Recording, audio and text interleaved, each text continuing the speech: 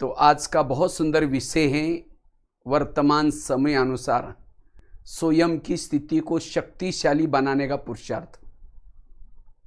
वर्तमान समय सब समय को देख रहे हैं, प्रकृति के तरफ से प्रॉब्लम्स आ रहे हैं,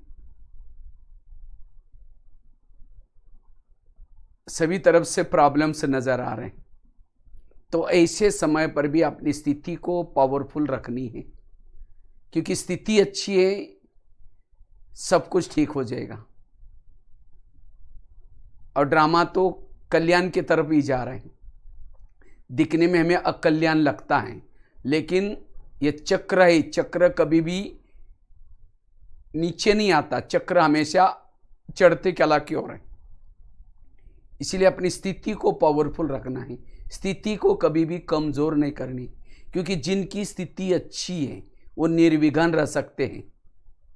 जिनकी स्थिति अच्छी है वो वायुमंडल को अच्छा बनाने की सेवा कर सकते हैं। जिनकी स्थिति अच्छी है वो एक रस रह सकते हैं। स्थिति से ही परिस्थिति पर जीत प्राप्त कर सकते हैं। इसलिए अपनी स्थिति को कमजोर नहीं करनी। वर्तमान समय जिसकी स्थिति अच्छी है वो प्रभु मिलन का आनंद ले सकता है, अतीन्द्रिय सुख की अनुभूति कर सकता है। जिनकी स्थिति अच्छी है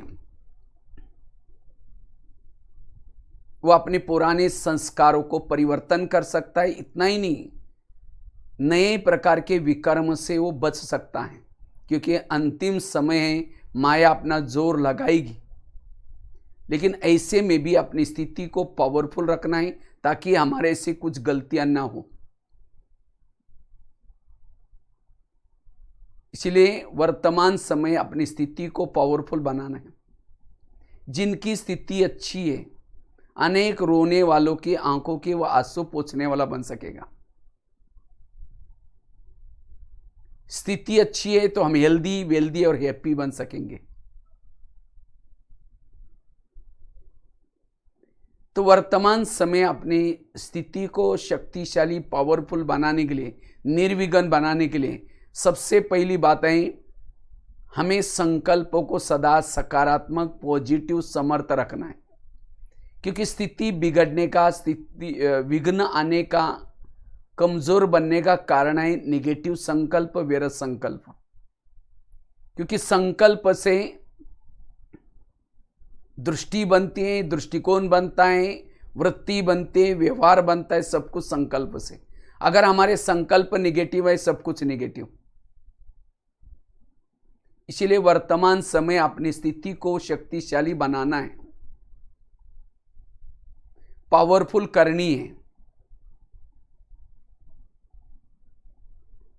इसके लिए संकल्प में सदा समर्थ रहना है। संकल्प में हम डिस्टर्ब हो गए, जीवन में विघ्न पैदा होते हैं। जिसके संकल्प समर्थ, पॉजिटिव है, उसके इर्द गिर्द में गुण और शक्ति है। और जिसके इर्द गिर्द में गुण और शक्ति है वो जीवन में सफल बनता है। वो निगेटिव परिस्थिति को पॉजिटिव बनाता है। उसके जीवन में समस्या आएगी, प्रॉब्लम्स आएंगे, लेकिन वो विघ्न, समस्या, प्रॉब्लम, वो तूफान भी उसके लिए तोहफा बन सकता है। कब? जब हमारे संकल्प समर्थ है, हमारे पॉजिटिव संकल्प है। इसलिए वर्तमान समय अगर अपनी स्थिति को शक्तिशाली बनाना है, पावरफुल बनाना है, अशरीरी विधेय स्थिति का अनुभव करना है, प्रभु मिलन का अनुभव करना है, संकल्प में सदा समर्थ रहना है। जिनके संकल्प समर्थ, पॉजिटिव रहते हैं, उसका मनोबल अच्छा है। और जिनका मनोबल अच्छा है वो आत्मबल अच्छा रहेगा। इसलिए पॉजिटिव रहना, क्योंकि आजकल कलयुग मतलब ही निगेटिव। टीवी खोलो निगेटिव, अखबार खोलो निगेटिव, किसी के पास जाकर के बैठो निगेटिव, लेकिन ऐसे निगेटिव के साथ रहते हुए भी हमें अपनी पॉजिटिविटी कभी नहीं छोड़नी। आकाश के चंद्रमा को पानी में देखना है, पानी स्थिर चाहिए। परम धाम के परमात्मा को मन में देखना है, हमारा मन स्थिर चाहिए। और जिनका मन स्थिर है वह आत्मा अनुभूति, परमात्मा अनुभूति कर सकता है। इतना नहीं, वो रात को सोया है, रास्ते में चल रहे हैं, कर्म योगी की स्थिति रहेगी। पॉजिटिव विचार वाला सदा कर्म योगी बन सकता है, वो निरंतर योगी बन सकता है। निगेटिव सोचने से हम परमात्मा से विमुख बन जाते हैं, डिस्कनेक्ट हो जाते हैं।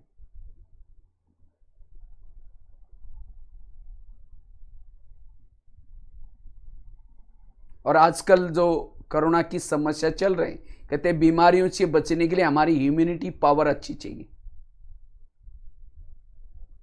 और इम्यूनिटी पावर बढ़ाने का आधार है पॉजिटिव रहना, सकारात्मक रहना। हेल्थ अच्छी रखने के लिए पांव गरम, पेट नरम, दिमाग ठंडा चाहिए। लेकिन आजकल उल्टा होता है, पांव रहते ठंडे और दिमाग रहता है गरम। इसीलिए सदा समर्थ रहना, इससे हमारी स्थिति भी समर्थ रहेगी, शक्तिशाली रहेगी। क्योंकि जो पॉजिटिव रहता है, सकारात्मक रहता है, वही स्वमान में टिक सकता है, वही स्वधर्म में टिक सकता है, वह आत्मचिंतन, परमात्मा चिंतन कर सकता है, वही सफल बन सकता है।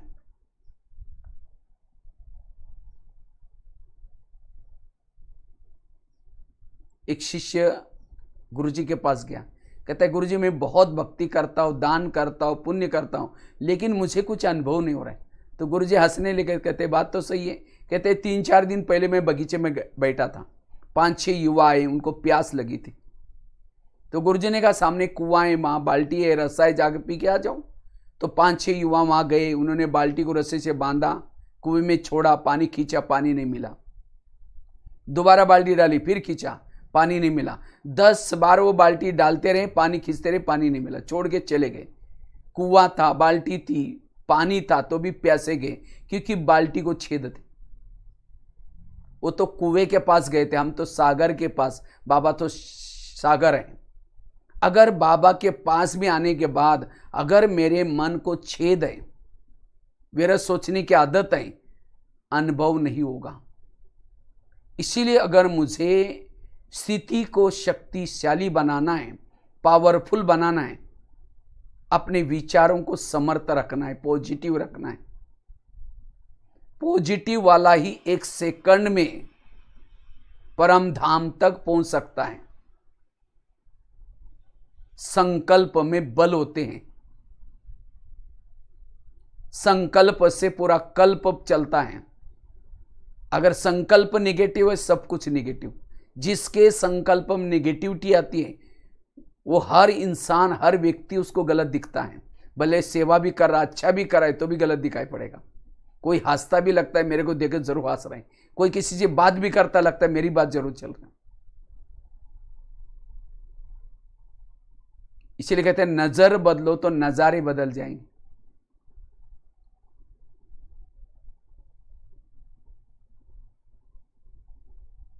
जीवन एक यात्रा है, इस यात्रा में विभिन्न प्रकार की साइड सीन्स आते हैं। तो उसी साइड सीन को देखते हुए भी हमें साक्षी होकर के रहना है, क्या क्यों नहीं करना है। व्यर्थ सोचना मतलब और ही दलदल में जाना। आकाश में थूकेंगे, थूका कहाँ आएगा? अपने ही मुंह पर आएगा।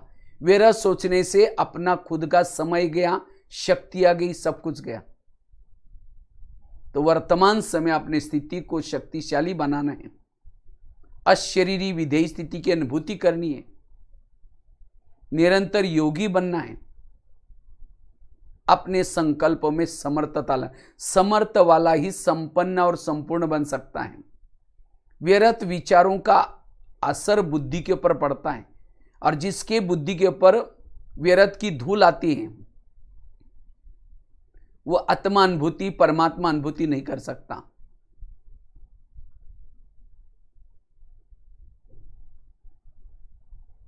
विघ्नों का कारण है संकल्प नेगेटिव बनते हैं। जैसा चश्मा पहनोगे वैसी दुनिया दिखती है। इसी तरह अगर मुझे कोई गलत दिखता है, व्यर्थ दिखता है, इसका मतलब मेरे अंदर निगेटिविटी आई।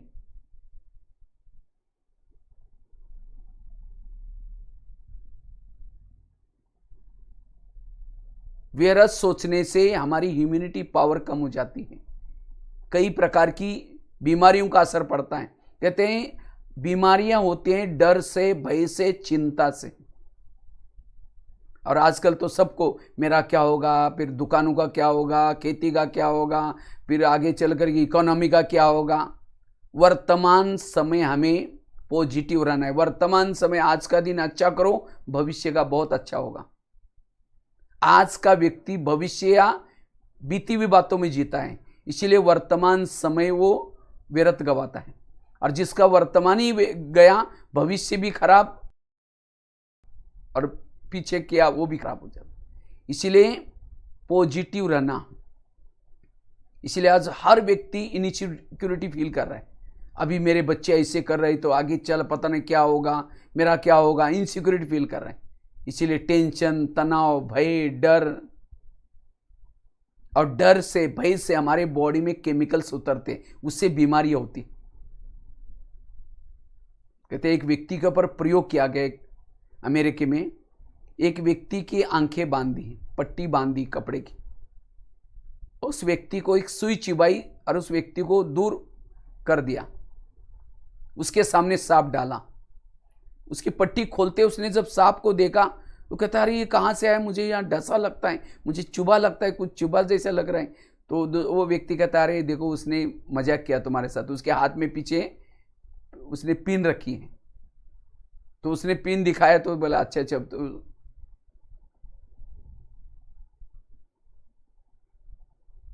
उसने कुछ नहीं सोचा उसको।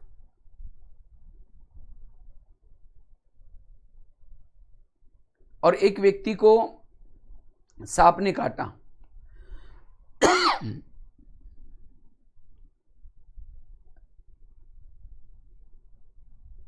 सांप ने काटा, सांप को छिपा कर रख दिया।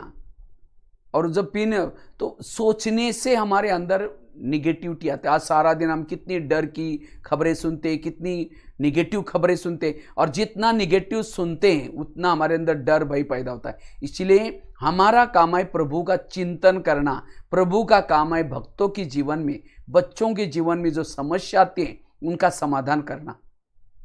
लेकिन हम क्या करते हैं, प्रभु का काम हम करते हैं। मेरा क्या होगा, मेरा कैसा होगा, मेरे बच्चों का क्या होगा। प्रभु कहेगा अच्छा ये मेरा काम कर रहा है, मैं बीच में क्यों जाऊं। इसीलिए मुझे जो प्रभु ने काम दिया है वही करना है। चिंता भय करना मतलब प्रभु के ऊपर मेरा विश्वास नहीं है। सारी दुनिया की बोझ उठाने वाला क्या मेरा बोझ नहीं उठाएगा। इसलिए अपने संकल्पों में समर्थ बनना, पॉजिटिव रहना, और जो पॉजिटिव समर्थ है वही निर्विघ्न है, वही शक्तिशाली है।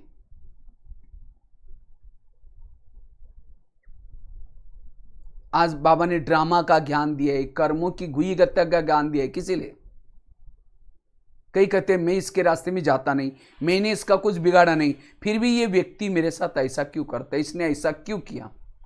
ताली कभी एक हाथ से नहीं बजती, ताली के लिए दो हाथ चाहिए। अगर कोई व्यक्ति मेरे साथ ऐसा वैसा करता है, इसका मतलब मैंने भी कभी किया था।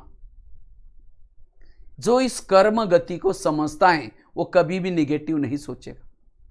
मेरे आसपास के जितने भी लोग हैं, कोई मुझे देने के लिए हैं, कोई मेरे से लेने के लिए, और जिन्होंने इस लेने देने के गहरी बातों को समझ लिया उसका मन चुप रहेगा। इसलिए व्यर्थों से मुक्त बनने के लिए इस कर्म गति के गहराई को समझना जरूरी है।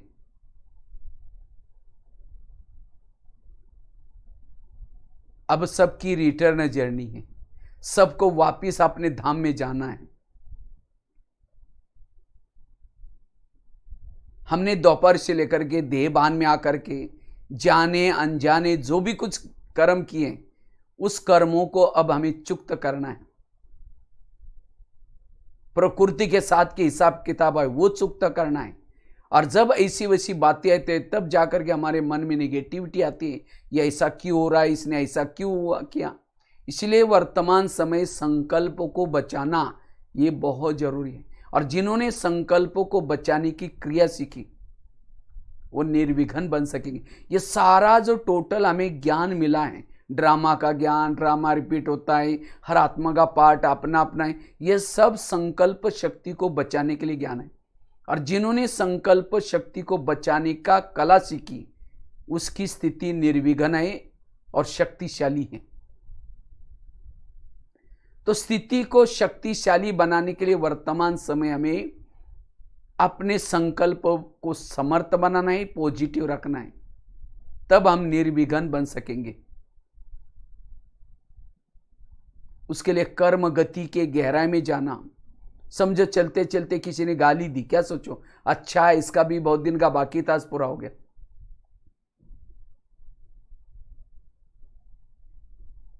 आजकल खास भारत में गणेश की पूजा हो रही है। कहते हैं गणेश जी निर्विघ्न का देवता है, विघ्न विनाशक का देवता है। कोई भी विघ्न आते हैं तो गणेश जी की पूजा करते हैं। वास्तव में गणपति का एक एक अंग हमें निर्विघ्न बनने की प्रेरणा देता है। गणेश जी का पेट बड़ा दिखाते, पेट बड़ा अर्थात कोई भी बातों को पेट में समा लेना। लेकिन आज के व्यक्ति के अंदर कोई छोटी सी भी बात अपने तक नहीं रखती है, 10 जगह पर सुनाएगा, विघ्न पैदा होंगे। कहते गणेश जी को हाथी का सिर दिखाते हैं, कहते इतना बड़ा हाथी है लेकिन चींटी से डरता है, इसीलिए वो कान सदा हिलाते रहता है।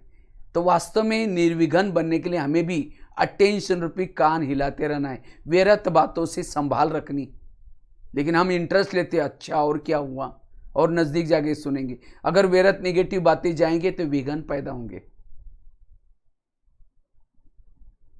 गणेश जी हमेशा एक पाँव नीचे धरती पर और एक पाँव ऊपर है, डांस कर रहे हैं। ज्ञानी वो है, निर्विघ्न वही रह सकता है जिसको सदा याद रहता अब घर जाना है, अब घर जाना है। आज का वरदान था निज स्वरूप और निज धाम याद रहे, इसे न्यारे और प्यारे बन जाएंगे। सदा अब घर जाना है, इस स्मृति में रहना है। तो गणेश जी का एक एक अंग हमें विघ्न विनाशक बनने की प्रेरणा देता है। गणेश जी के पिताजी शिव जी, शिव मतलब जिसका पिता कल्याणकारी हो, शिव मतलब कल्याणकारी, जिसकी माँ पार्वती हो, जिसका परिवार इस वतन इस दुनिया से भी पार वतन में रहता हूं, जिसका भाई कार्तिकेय हो, कार्तिक मतलब पवित्र ब्रह्मचारी, कुमार कार्तिकेय, जिन्होंने पवित्रता को अपना भाई बनाए हो, वो निर्विघ्न है। उसके जीवन में रिद्धि सिद्धि सफलता अपने आप मिलेगी। जिसका बाप कल्याणकारी हो, जिसका परिवार पार वतन में रहता हो, जिसका भाई, जिन्होंने पवित्रता को अपना भाई बनाए, वो जीवन में सफलता मिलेगी। इसीलिए सदा निर्विघ्न, और जो निर्विघ्न है वही शक्तिशाली है। नहीं तो अंधा पीस रहा है, कुत्ता बैठ करके खा रहा है। हम योग लगा रहे, पुरुषार्थ कर रहे हैं, लेकिन सारा दिन निगेटिव सोच रहे, मन के अंदर की शक्तियां बह रहे, जमा नहीं होगा। इसलिए वर्तमान समय व्यर्थों से स्वयं को बचाओ। इसीलिए आजकल डॉक्टर भी कहते हैं कड़वी चीजें खाना पसंद करो, करेले खाओ, कड़ू नीम के पत्ते खाओ, मेथी के लड्डू खाओ, अर्थात जीवन में आने वाली कड़वी बातों को डाइजेस्ट करो। और जो कड़वी बातों को डाइजेस्ट करता है वो हेल्दी, वेल्दी और हैप्पी बन सकता है। इसलिए वर्तमान समय अगर मुझे आत्मानुभूति करनी है, परमात्मा अनुभूति करनी है, अंतिम समय के पेपरों में पास होना है, अपने संकल्प शक्ति को बचाना है। ये गीत भी है ना, ये यूं तो कोई भी धन नहीं गंवाना, लेकिन संकल्प का धन इसको कभी नहीं गंवाना। क्योंकि जहां संकल्प गए सारी शक्तियां, सारे गुण, सब कुछ हमारे खजाने गए। और जिसके संकल्प समर्थ है, पॉजिटिव है, वो परिस्थिति पर विजय प्राप्त कर सकता है। वो अपने भ्रुकुटी आसन पर रह सकता है, वो सदा खुश रह सकता है। जो ज्यादा सोचता है, व्यर्थ सोचता है, वो देह भान में आता है। और जो कम सोचता है, जिसका मन चुप रहता है, no question, no correction, no quotation, no position, वो फरिश्ता है, वो हल्का है। तो स्थिति को शक्तिशाली बनाने का साधन है समर्थ सोचना, पॉजिटिव सोचना। दूसरी बात है, अगर मुझे निर्विघ्न बनना है, अपनी अवस्था को शक्तिशाली बनाना है, उसके लिए अशरीरी का अभ्यास, विधेय स्थिति का अभ्यास, निराकारी स्वरूप में टिकने की जरूरत है। जितना अशरीरी, विधेयी, निराकारी स्वरूप में टिकेंगे, हमारी स्थिति निर्विघ्न रहेगी, स्थिति शक्तिशाली बनेगी। वास्तव में जीवन के जो विघ्न आते हैं, समस्या आती है, देह भान के कारण विघ्न समस्या आते हैं। देह भान में रहने वाला कमजोर है। इसीलिए हमें सदा अगर अपनी अवस्था को शक्तिशाली बनाना है, उसके लिए सदा इस अशरीरी स्थिति में, विधेयी स्थिति में, सदा निराकारी स्वरूप में टिकना है। क्योंकि इस स्वरूप में टिकने से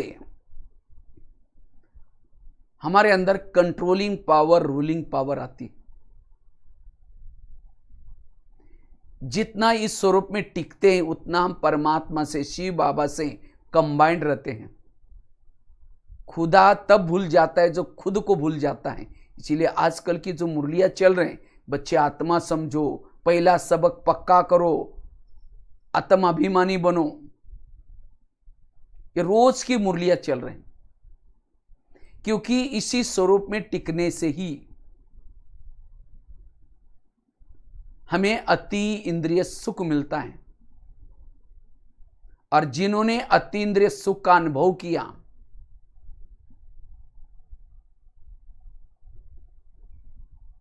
अति इंद्रिय सुख का अनुभव किया, उसके बुद्धि का, मन का भटकना बंद हो जाएगा। उसकी बुद्धि कहीं भी अटकेगी भी नहीं, लटकेगी भी नहीं, चटकेगी भी नहीं, भटकेगी भी नहीं। जो अशरीरी विधेयी स्वरूप में टिके रहते हैं, उसके बुद्धि का लंगर इस संसार से उठ जाएगा। वो निरंतर योगी की स्थिति में रह सकते हैं। भविष्य में विभिन्न प्रकार के विघ्न आने वाले हैं। प्रकृति का विघ्न, संस्कारों का विघ्न, संबंधों का विघ्न, खानपान का विघ्न, अनेक प्रकार के विघ्न आएंगे। इन विघ्नों में, तमाम विघ्नों में पास होना है, यह अशरीरी विधेयी स्थिति चाहिए। इस स्वरूप में टिकने से हर प्रकार के विघ्नों में पास हो जाएंगे। इसलिए बाबा काफी समय से ड्रिल का अभ्यास करने के लिए बोल रहे हैं। 5 स्वरूपों का अभ्यास करो, अभी अभी परम धाम, अशरीरी स्थिति, अभी अभी फरिश्ता स्थिति का अभ्यास करो। कितनी सारे ये ड्रिल के अभ्यास करने के लिए, क्योंकि इसी से हमारी अशरीरी विधेयी निराकारी स्थिति रहेगी। ब्रह्मा बाबा ने भी अंतिम समय जाते जाते 3 शब्द बोल के गए, बच्चे निराकारी बनो, निर्विकारी बनो, निरअहंकारी बनो। जिस दिन हम यहां आए थे, पहला लेसन सुना, बच्चे तुम आत्मा हो। अंत का भी हमारा यही लेसन है। जैसे बीज बोते हैं, बीज को बीच में वृक्ष विस्तार हो जाता है, लास्ट में बीज के ऊपर भी बीज ही आता है। इसी तरह ये ज्ञान का विस्तार भी सुना, अशरीरी बनने के लिए, विधेयी स्थिति बनाने के लिए।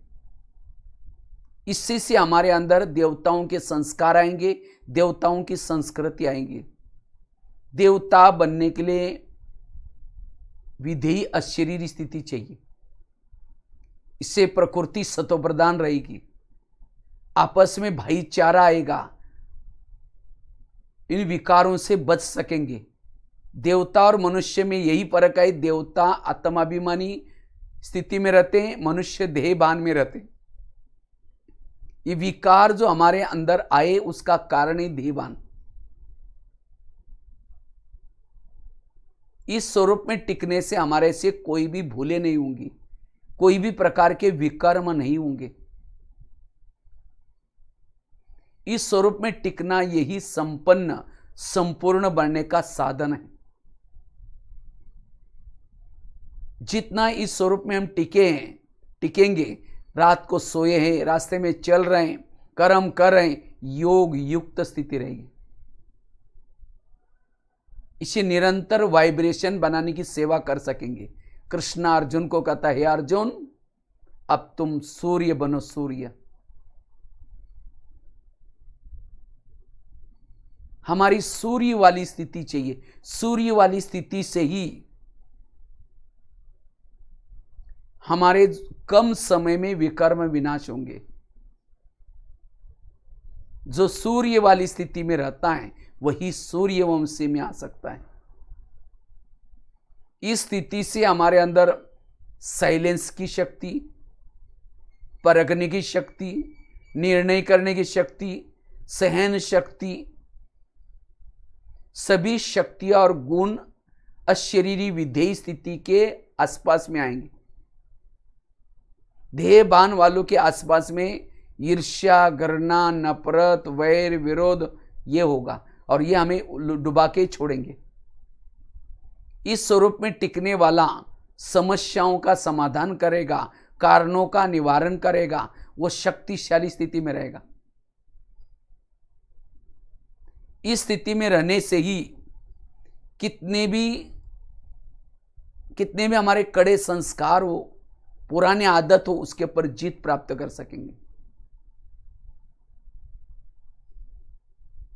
इसलिए अगर स्वयं को शक्तिशाली बनाना है, निर्विघ्न बनाना है, बार बार ये पहला फाउंडेशन पक्का करना है, पहला सबक पक्का करना है। इस स्वरूप में रहने वाला है, बेहद में रहता है, और जो देहभान में रहता है वो हद में रहता है। हद के संस्कार, हद की बातें, सारी हद। अगर सत्युग में जाना है तो बेहद में रहने का पुरुषार्थ करना है।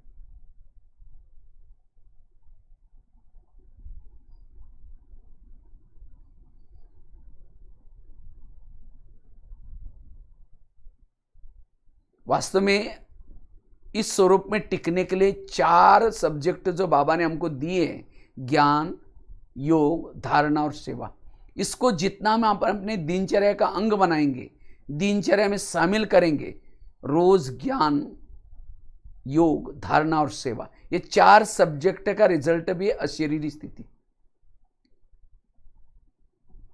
अगर मेरी अशरीरी स्थिति, विधेय स्थिति नेचुरल नहीं रहती, इसका मतलब ज्ञान का सब्जेक्ट मेरा कच्चा है। कई कहते हैं हम तो रोज मुरली सुनते हैं, लेकिन मुरली सुनने के बाद भी मेरा वो स्वरूप नहीं है। मुरली सुनने तक नहीं है, सुनने तक है। अगर मुरली के बातों को प्रैक्टिकल में धारण करेंगे, ये स्वरूप बना रहेगा। कई कहते हैं हम रोज काफी घंटे तक योग करते हैं। योग का भी स्वरूप है निराकारी स्थिति। अगर योग करके उठने के बाद मेरा वो स्वरूप नहीं अनुभव होता, इसका मतलब मेरा ध्यान, मन कहीं भटका हुआ है। ध्यान में भी बैठने के बाद चेक करो मेरा ध्यान कहाँ है। जो विधि पूर्वक योग करता है, जिसका ध्यान मन प्रभु के पास जाता है, उसकी आत्मा की बैटरी चार्ज हो जाती है। और जिनकी ये बैटरी चार्ज हो जाते हैं, सारा दिन वो निराकारी स्वरूप में टिका रहता है, कर्म योगी बनता है। कई कहते हैं मैंने बिल्कुल जब से ज्ञान में चलता हूं मेरी सारी धारणाएं पक्की हैं। अगर मेरी धारणाएं पक्की हैं तो मेरा स्वरूप क्या चाहिए? वो निराकारी अशरीरी स्वरूप चाहिए। अगर नहीं रहता है, इसका मतलब धारणा मेरी दिखावटी वाली, पवित्रता की धारणा, शुद्ध खान पान की धारणा, ये सारी धारणा भी किस लिए? इस स्वरूप में टिकने के लिए। कई कहते हमने जब से ज्ञान में आए काफी सारे सेवाई की, सेवा का स्वरूप भी है अशरीरी। सेवा करने के बाद भी मेरा ये स्वरूप नहीं है, वो सेवा नामान स्यान वाली है, सेवा से जमा नहीं हुआ है। क्योंकि सेवाओं से दुआएं मिलते ही, दुआएं परमधाम में जाने का विमान।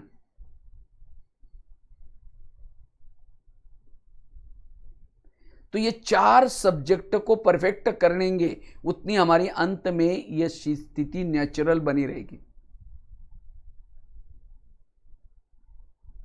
इस स्वरूप में टिकने वालों को किसी की भी दोष दिखाई नहीं पड़ेंगे। अगर इस स्वरूप में टिकना है, 7 स्वरूपों का अभ्यास, जो आत्मा के मूल गुण है, शांत स्वरूप, आनंद स्वरूप, शक्ति स्वरूप, जितना इस स्वरूपों में टिके रहेंगे, ये हमारा नेचुरल इसका अनुभव कर सकेंगे। इस स्वरूप में टिकने के लिए पवित्रता की पक्की धारणा चाहिए। पवित्रता के बिना यह अशरीरी की अनुभूति नहीं होगी, क्योंकि पवित्रता ही आत्मा का भोजन है। आत्मा की लाइट कम कम क्यों हो गई? क्योंकि पवित्रता धीरे धीरे हमारी कम होती गई। इसीलिए धीरे धीरे दीपक कमजोर हो गया। इसलिए अब फिर से मुझे पवित्रता की पालना करनी। पवित्रता से ही, एक जन्म की पवित्रता से 21 जन्मों तक, हाँ 21 तो क्या, 84 जन्मों तक हमारा दीपक अच्छी तरह रहेगा।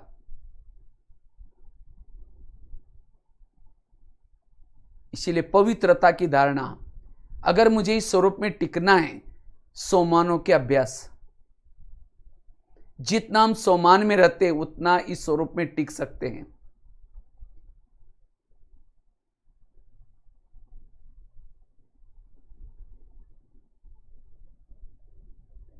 जितना याद की यात्रा विधि पूर्वक करते हैं, इस स्वरूप में टिक सकते हैं। जितना संकल्पों को कम चलाते हैं, इस स्वरूप में टिक सकते हैं। ये अभ्यास मूल है। जैसे बिल्डिंग का फाउंडेशन मजबूत होता है, ऐसे हमें भी आत्मा का फाउंडेशन मजबूत बनाना है।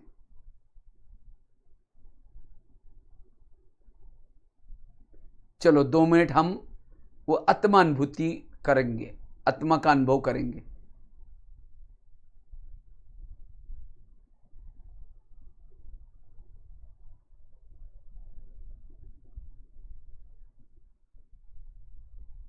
मैं ज्योति स्वरूप आत्मा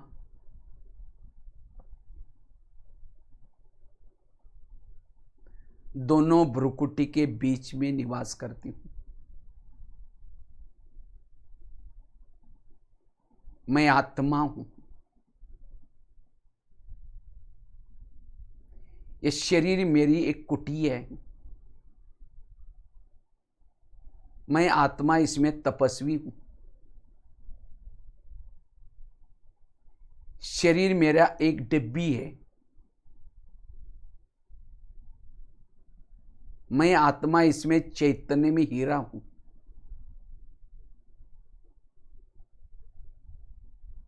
शरीर मेरी एक गाड़ी है, मैं आत्मा इसका ड्राइवर हूं।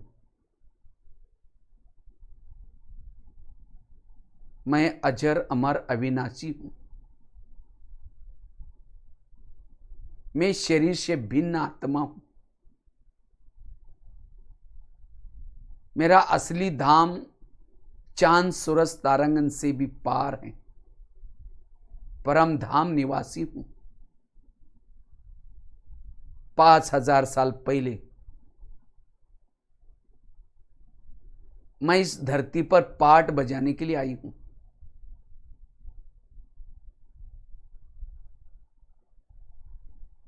अब मेरी रिटर्न जर्नी है।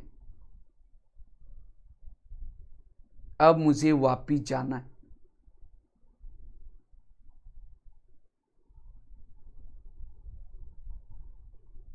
इन आंखों के द्वारा जो भी कुछ मैं देखता हूं, यह सब कुछ परिवर्तनशील है।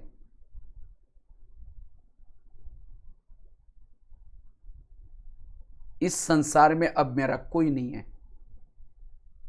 जिसको मैं अपना समझता था, यह सब कुछ विनाशी है। इन आंखों के द्वारा देखने वाली,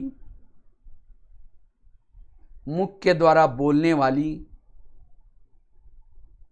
कानों के द्वारा सुनने वाली, मैं एक चैतन्य शक्ति हूं।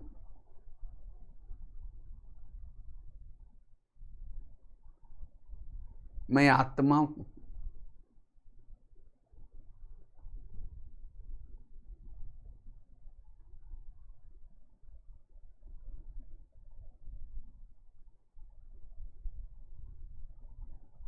ओम शांति। तो बात चल रही थी, अगर निर्विघ्न बनना है, स्वयं को शक्तिशाली बनाना है, यह अशरीरी विधेयी स्वरूप का अभ्यास। दो बातें बताई। अगर अपने आप को शक्तिशाली बनाना है, वर्तमान समय अनुसार स्थिति को शक्तिशाली बनाना है, समर्थ सोचना है, पॉजिटिव सोचना है, कभी भी व्यर्थों के जंजाल में नहीं जाना है।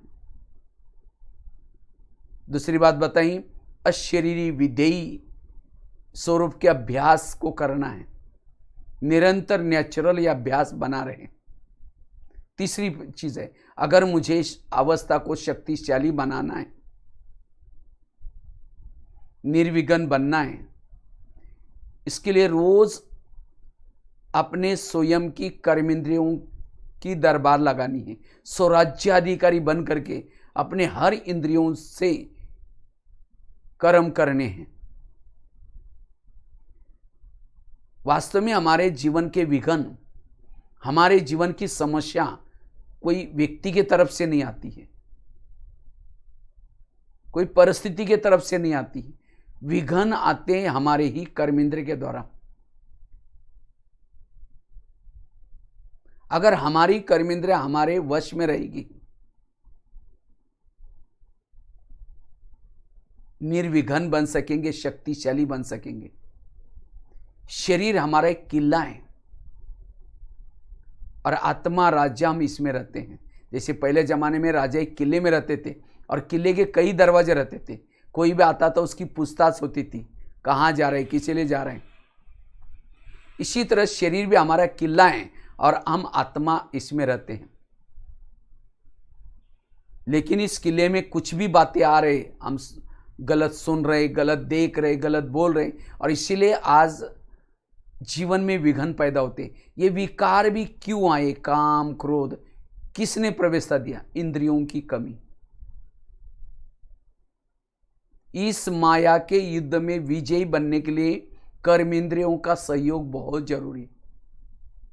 अकेले केवल आत्मा ज्ञान में चलने से विजय नहीं बनेंगे। जैसे नौका पानी के ऊपर से जाएगी, पार कराएगी, नौका के अंदर पानी आएगा तो डुबा देगी। इसी तरह जो इंद्रियों को चलाता वो पार हो जाता है, जिसको इंद्रियां चलाते डूब जाती। ब्रह्मा बाबा ने रोज अपने कर्मेंद्रियों का दरबार लगाया। हम लगाते? अंधेरी नगरी, चौपट राजा, टकेशर भाजी, टकेशर खाजा। इस नगरी का राजा सोए, उसके अंदर जो चाहे हो रहा है। इसी तरह हमारे कान जो चाहे सुन रहे, मुख जो चाहे बोल रहे हैं, आंखें जो चाहे देख रहे हैं, इससे से विघ्न पैदा हो रहे। आजकल के मम्मी पापा इतने व्यस्त रहते हैं, बच्चा कहाँ जा रहे हैं, किसके संग में जा रहे हैं, क्या देख रहे हैं, उसको देखने सुनने का उनको टाइम ही नहीं है। इसी तरह आज हमारी इंद्रियां क्या देख रहे, क्या हम अपने अपने मस्त हो गए, और जब गलत संस्कार हो जाते तब हमारी आंखें खुलते। इसलिए रोज हमें रात को सोने से पहले और सवेरे उठने के बाद 5 मिनट इंद्रियों को डायरेक्शन देना है। आज ऐसे ऐसे चलना है, फिर वो डायरेक्शन अमल में लाए या नहीं लाया, रात को चेक करना है। 2 बार 10-10 मिनट का अगर हम दरबार लगाते हैं, परिवर्तन होगा। क्या गलती हो रही, क्यों, किससे गलती हो रही, पता चलेगा। बाहर कितना भी तूफान है, समस्या है, लेकिन अगर हमारी कर्मेंद्रिया उसको सामना करने के लिए सक्षम है, वो विघ्न समस्या कुछ भी नहीं कर सकती। समझो प्रधानमंत्री को किसी ने गाली देने वाला पत्र लिखा, वो पत्र कहाँ जाता है? पहले उसके पीए के पास जाएगा। पीए पढ़ेगा, आप कहेगा फालतू आदमी क्या लिखा है, फाड़ के फेंक देगा। माना उसका पीए उसके अच्छा सहयोगी है। इसी तरह हमें कोई गाली देता है, कोई अपमान करता है, कहाँ आते हैं? हमारा आत्मा का पीए कौन है? कान। तो कान क्या करता है? इसी निगेटिव बातों को तुरंत आत्मा तक पहुंचाता है। हमको इन्होंने गाली दी, गाली दी, गाली दी, तो सोच भी बिगड़ गए, मुख के अंदर बोल बिगड़ गए, सारा बिगड़ गए। सवेरे सुनी हुई मुरली, 4 पेज की मुरली, वो कान नहीं सुना था, आज बाबा ने ऐसे बोला, ऐसे बोला, ऐसे बोला, वो नहीं, वो ऐसी बातों को निकाल लेता है। योग में बैठते हैं आंखें बंद हो जाती, और मोबाइल की कोई व्हाट्सएप की बातें देखो, बिल्कुल झपकी भी नहीं आएगी। जब तक इंद्रियों के अंदर का विकारों का आकर्षण खत्म नहीं होगा, तब तक माया जीत नहीं बन सकेगी। इसीलिए माया जीत बनने के लिए, स्वयं को निर्विघ्न बनाने के लिए इन इंद्रियों से बातें करने की जरूरत है। हमारी हर इंद्रिया कहे कि माया गोब्यक, कोई भी व्यर्थों की तरफ इंटरेस्ट ना हो। तो कैसे हमें इन इंद्रियों को सक्षम बनाना है? रोज सवेरे कर्मेंद्र से बातें करो। सबसे पहले बात करो कान से। हे मेरे कान, तुम मेरे इस राज्य के शान हो, अगर तुम ना होते मैं ईश्वरीय महावाक्य कैसे सुनता। और मेरा तुम्हारे पर विश्वास है, इसीलिए मैंने तुमको बॉर्डर पर रखा है। कान का है बॉर्डर पर, लेकिन हे कान, मैंने तुमको बॉर्डर पर रखा है, लेकिन आजकल तो मुझे धोखा दे रहे। मुझे तो पता नहीं था। मेरे परम हितैषी शिव बाबा के पास मैं सवेरे गया था, लेकिन शिव बाबा ने, मेरे दोस्त ने तुम्हारे लिए कुछ इशारे भेजे। तुम मेरा खाते हो, मेरे राज्य में रहते हो, मुझे धोखा दे रहे। इसीलिए कान, आज तक जो हुआ कोई बात नहीं, लेकिन आज से तुम्हें कोई भी गलत बातें नहीं सुननी। अगर सुनेगा मैं तुमको सजा दूंगा। आगे चलो। मुख के पास है। मुख, तुम भी मेरे इस राज्य के शान हो, अगर तुम ना होते मैं ईश्वरीय मावक के दूसरों को कैसे सुनाता। तुम्हारे कारण मैं बहुत अच्छी सेवा कर रहा हूं, लेकिन कभी कभी तुम किसी का अपमान करते हो, निंदा करते हो, जिससे मेरा आत्मा भाई मेरे से रूठ जाता है। क्या मैंने तुमको इसलिए रखा? अगर करेगा मैं तुमको सजा दूंगा। आगे चलो। आंखों के पास। ये आंखें, मुझे 84 जन्म में बहुत सारे आंखें मिली, तुम्हारे जैसे भाग्यशाली आंखें कोई नहीं मिली। तुम्हारे द्वारा मैंने सत्यम शिवम सुंदरम को देखा है। क्या प्रभु को देखने के बाद तुम्हारा पेट नहीं भरा? तुम इस संसार की व्यर्थ बातें क्यों देखते हो? अगर देखेगी तो मैं तुमको सजा दूंगा। आगे चलो। पांव के पास। हे पांव, तुम भी मेरे राज्य के शान हो, अगर तुम ना होते मैं सेवा करने के लिए कैसे जाता। सेवा की मुख ने आदि दुआ तुमको मिल जाते हैं, सेवा की हाथ ने आदि दुआ तुमको, क्योंकि पांव क्या करता है, घुटने के ऊपर पूरा बॉडी को उठा करके लेके चलता है कहीं भी। इसीलिए कोई भी व्यक्ति घर में आता है, उसके चरण छूते हैं। क्यों? हे चरण, तुम्हारा धन्यवाद, इस व्यक्ति को हमारे घर में लाया। कभी कभी चरण फिल्म देखने के लिए भी लेके जाते। फिल्म देखी आंखों ने, आधा विकर्म पांव का भी चरण। अगर पांव वहां नहीं जाता, कहते नहीं, मैं आत्मा राजा को धोखा नहीं दे सकता, मैं उसका खाता हूं, मैं उनके ऊपर विश्वास रखता हूं। अगर हर इंद्रियों का आत्मा के उन्नति के तरफ रिस्पेक्ट, रिगार्ड रहेगा, गलतियां नहीं होगी। इसलिए कई माताएं कहते मेरे बच्चे मेरा मानती नहीं, कई टीचर कहते मेरे स्टूडेंट मानते नहीं। जिसकी इंद्रियां कहना नहीं मानती, उसका कहना कोई नहीं मानेगा। इस संसार में शासन करना है, प्रकृति के ऊपर शासन करना है, पहले अपनी इंद्रियों पर शासन। ये है सो परिवर्तन। सो परिवर्तन मतलब बैच पहन लिया, सफेद ड्रेस पहन लिया, ये ऊपर का परिवर्तन हो गया। जिसकी इंद्रिया उसके वश में है, ईश्वरीय श्रीमत प्रमाण चलती है, कहेंगे माता बड़ी अच्छी है, ये भाई बहुत अच्छे है। इसीलिए स्वराज्य अधिकारी का पुरुषार्थ, स्वराज्य अधिकारी से ही विश्व राज्य अधिकारी, स्थिति को शक्तिशाली बनाने का साधन। सारा दिन अगर हम स्वराज्य अधिकारी बन करके, कान ने योग्य है वही सुना है, आंखों ने योग्य है वही देखा है, मुख ने योग्य है वही बोला है, मन ने वही सोचा है, बुद्धि वही गई है, तो सारा दिन जब हमारा कर्मेंद्रिय पर शासन होगा, वो दिन हमारे लिए बहुत अच्छा जाएगा। हमारा योग भी अच्छा लगेगा, विकर्म भी नहीं होंगे, सब कुछ अच्छा जाएगा। यह है सो परिवर्तन। हम यहां आए हैं स्वयं को बदलने के लिए। जो स्वयं को बदलेगा वो दुनिया को भी बदल सकता है।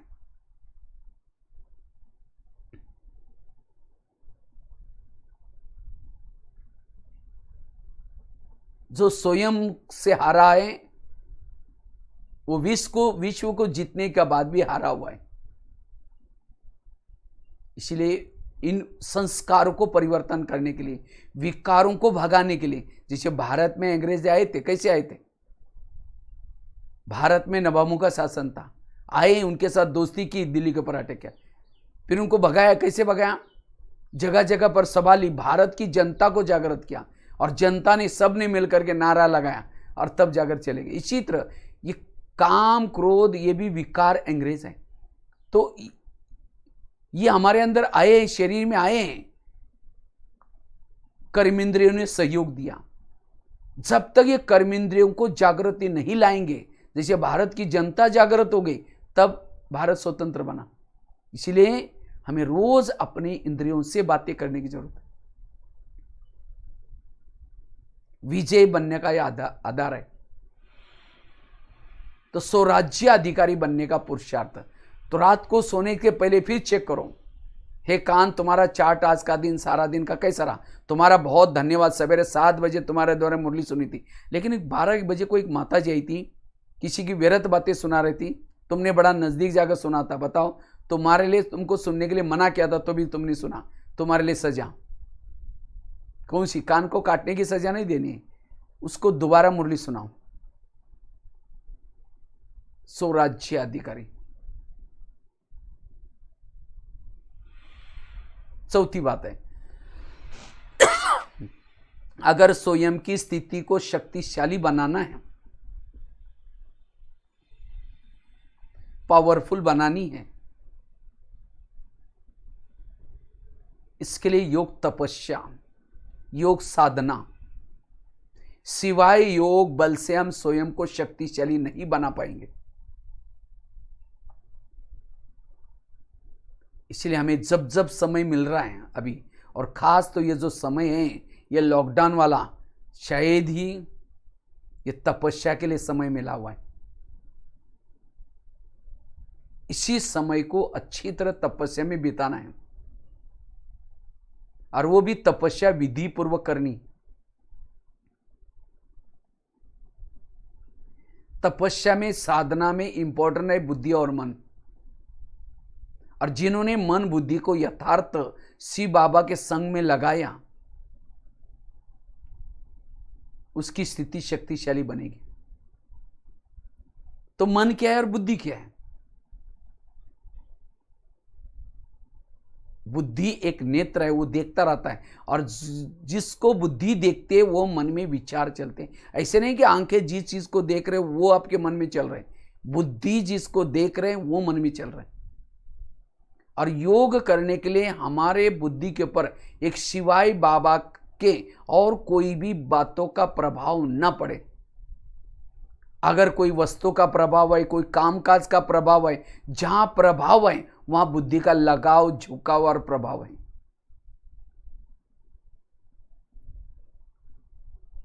ये ज्ञान हमें जो सुनते, मुरली सुनते हैं, ये बुद्धि के ऊपर जो सारा दिन का प्रभाव पड़ता है, प्रभाव से मुक्त बनाने के लिए।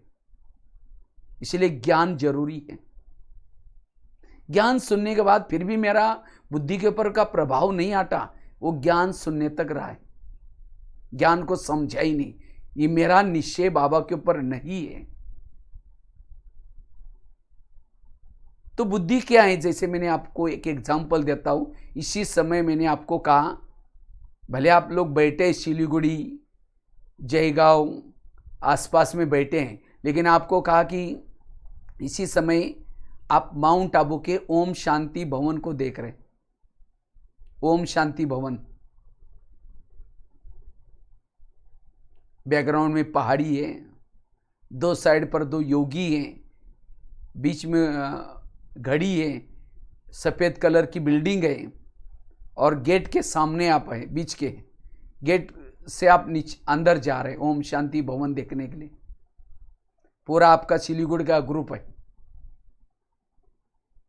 जैसे अंदर गए, वरांडे में एक सोरख का मॉडल रखा हुआ है, उसको आप देख रहे हैं। फिर ओम शांति भवन के अंदर गए, ओम शांति भवन को अच्छी तरह देख करके फिर नीचे आए, पांडव भवन के गेट के अंदर शांति स्तंभ के सामने खड़े। बहुत सुंदर वाइब्रेशन है।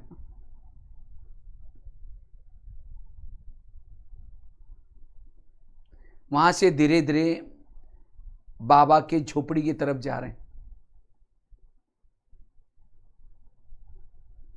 जैसे झोपड़ी में गए, जहां बाबा अपने खुद अपने हाथों से बच्चों के को पत्र लिखते थे, उस झुपड़ी में बाबा के वो वाइब्रेशन अनुभव कर रहे हैं।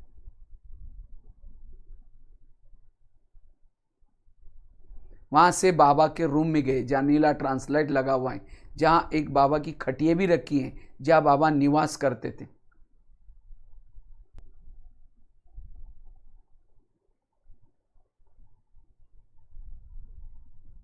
वहां के वाइब्रेशन को आप कैच कर। वहां से आप पीस पार्क में गए जहां ओम का बना हुआ है। वहां से अब गुरु शिखर के तरफ देख रहे हैं। वहां से नीचे ज्ञान सरोवर के किचन के पास आए। वहां से डायमंड हॉल में आए। डायमंड हॉल जो विशाल बना हुआ है, जहां अव्यक्त बाबा का मिलन होता है। वो मिलन के समय के अनुभव करो, वाइब्रेशन, साइलेंस पावर।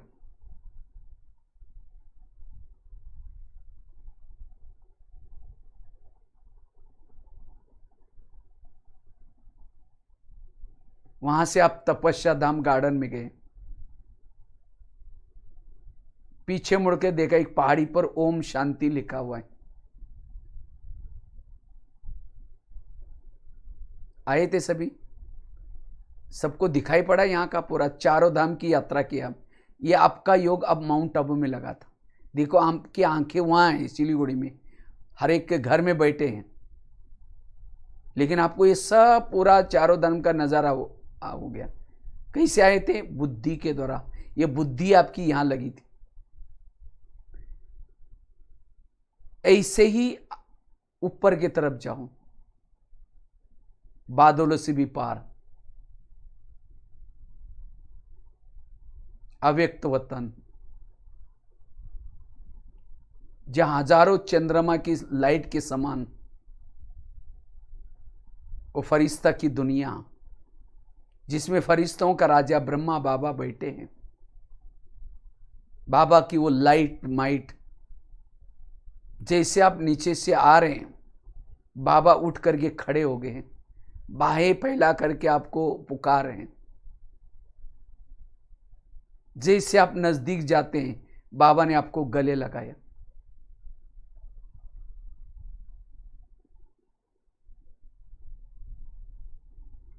जैसे आप बाबा के गले लगते हैं, आप भी लाइट माइट बनते जा रहे हैं। सारे बोझ आपके उतर गए, युगों युगों की सारी थकान मिट गई।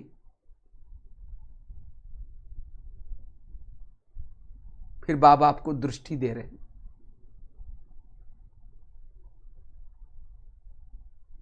दृष्टि देते देते आपका प्रकाश का शरीर भी लोप हो गया।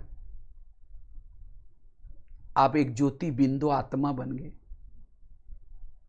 उस आत्मा को बाबा ने अपने हथेली पर रखा है। उसको ऊपर उछाल दिया। मैं आत्मा ज्योति बिंदु,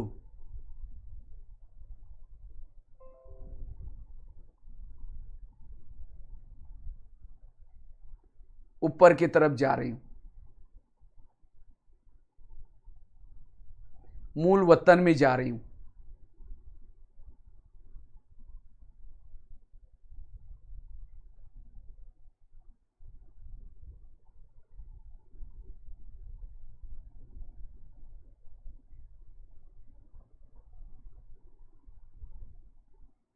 सर्वशक्तिवान को देख रहे।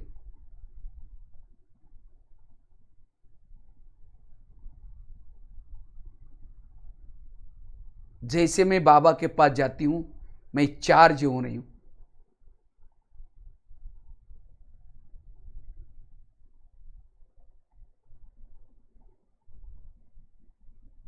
अब पलक होकर के देख रही हूं, ऊर्जावान बनकर के फिर नीचे आती हूं। जैसे मैं शरीर में आती हूं, मेरी शरीर की सारी कोशिकाएं भी चार्ज हो गई।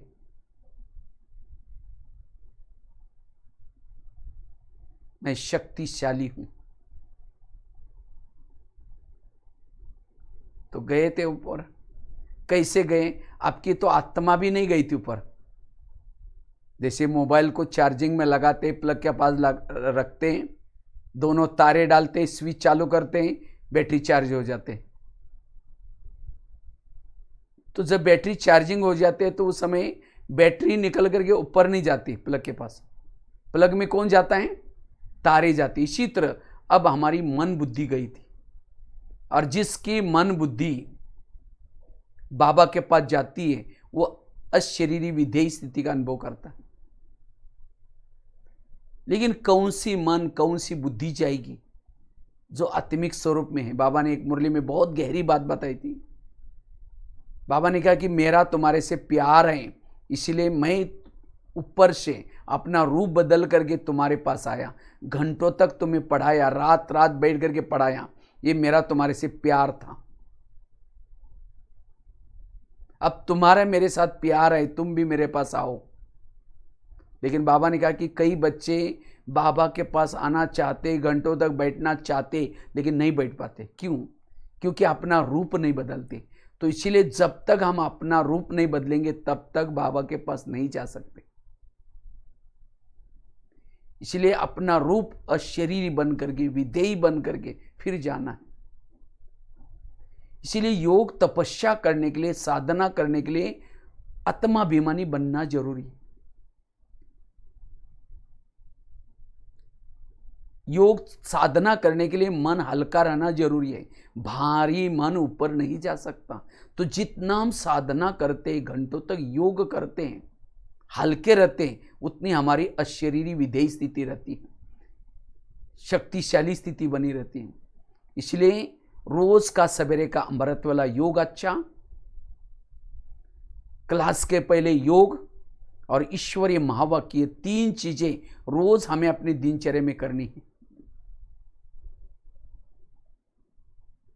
जितना ये तीन चीजें करेंगे हमारी स्थिति अच्छी बनेगी।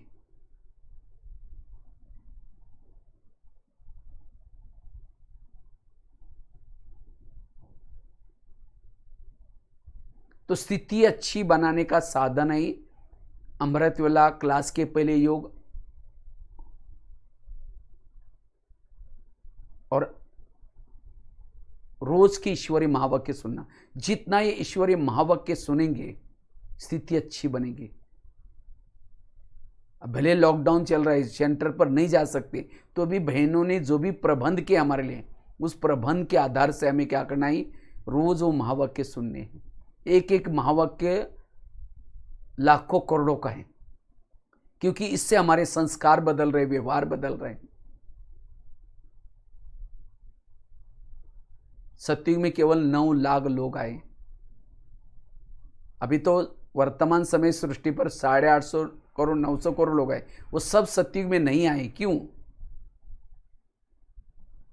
क्योंकि उनको भी बुलाती थी बहनें, आओ भाई थोड़ा ज्ञान सुनो, लेकिन वो बहाना बनाते थे, नहीं नहीं दीदी हमारे पास दुकान खोलना पड़ता है, हमारा काम रहता है, वो ये रहता है। दुकान खोला, 1 घंटे में 1500 कमाया, सेंटर पर नहीं आए, कितना कमाया? लाखों करोड़। इसीलिए उस दुकान से भी पहले हमें सेंटर पर जाना है, ये दुकान खोलने। इसीलिए रोज ईश्वरीय महावाक्य सुनने हैं। तो वर्तमान समय अपनी स्थिति को मजबूत बनाने के लिए योग तपस्या करनी है। रोज दिनचर्या में 2-3 घंटे का, 3-4 घंटे का योग का चार्ट बनाना है। जितना योग सब तपस्या करेंगे स्थिति शक्तिशाली बनेंगे। तो ये 4 बातें हमारी अपनी अवस्था निर्विघ्न और शक्तिशाली बनाने का साधन है। एक तो बताया, पहली बात संकल्प समर्थ पॉजिटिव। दूसरी बात बताई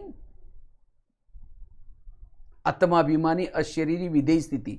तीसरी बात बताई कर्मेंद्रिय को संयमित रखना, स्वराज्याधिकारी बन करके हर कर्मेंद्रिय को चलाना। चौथी बात बताई विधि पूर्वक योग लगाना। ऐसे नहीं कि योग में बैठे मन भटक रहा है, बुद्धि कहीं और है।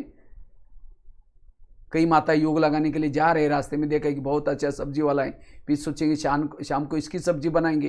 पहले सोचेंगे जाकर योग लगाएंगे, जाते से हम लेके जाएंगे। सेंटर पर गए, लाल लाइट चल रहा है, गीत बज रहे हैं, शुरू करेंगे मैं आत्मा हूँ, शांत स्वरूप हूँ। फिर सोचे अरे थैली तो लाए नहीं, सब्जी कैसे लेके जा। फिर कहेंगे ठीक है मैं आत्मा हूँ, शांत। फिर कहेंगे गैस के ऊपर जो दूध रखा था शायद उसको बंद किया या ऐसे चल रहा है। फिर कहेंगे ठीक है मैं आत्मा हूँ, शांत स्वरूप हूँ। फिर सोचे कि घर में तो मेहमान आने वाला, तो मैं सोचा चलो उसके लिए छोले बनाऊं, लेकिन रात को तो भिगा ही नहीं। अगर योग में बैठ करके व्यर्थ बातों का चिंतन या घर में कामकाज का चिंतन चल रहा है, उससे बैटरी चार्ज नहीं होगी। इसलिए ये बातें मुझे याद ना आए, इसलिए विधि पूर्वक योग। तो योग कैसे करना है उसका भी 1 घंटे का क्लास है, कभी करेंगे फिर दोबारा और इसके बारे में। तो कहने का मतलब योग जितना हम करते उतना ही हमारी स्थिति शक्तिशाली बनती है, क्योंकि उससे हमारे अंदर ऊर्जा आती है। एक होता है 40 का बल्ब, 0 का, 40 का, 60 का, 100 का, 120 का मरकुरी। तो चेक करो मैं कौन सा बल्ब। कोई एक ऐसे भी होते हैं दिवाली के समय लगाते हैं, वो बंद चालू होता है, शो, उसे कोई शो के लिए काम आता है, काम काज के लिए नहीं। इसीलिए मेरा निरंतर ये भ्रुकुटी में बल्ब जलता रहे, स्थिति शक्तिशाली बनेगी। इसलिए वर्तमान समय आने वाले समस्याओं का सामना करने के लिए, अपने विकर्म को कम करने के लिए, एवरेडी बनने के लिए ये 4 बातों का पुरुषार्थ करने की जरूरत है। ठीक है, इसी के साथ साथ बहुत बहुत धन्यवाद, हमें सेवा का मौका दिया, और भी फिर करते रहेंगे। इसी के साथ साथ धन्यवाद। और लास्ट में हम थोड़ा योग करेंगे, योग के बाद पूरा करेंगे।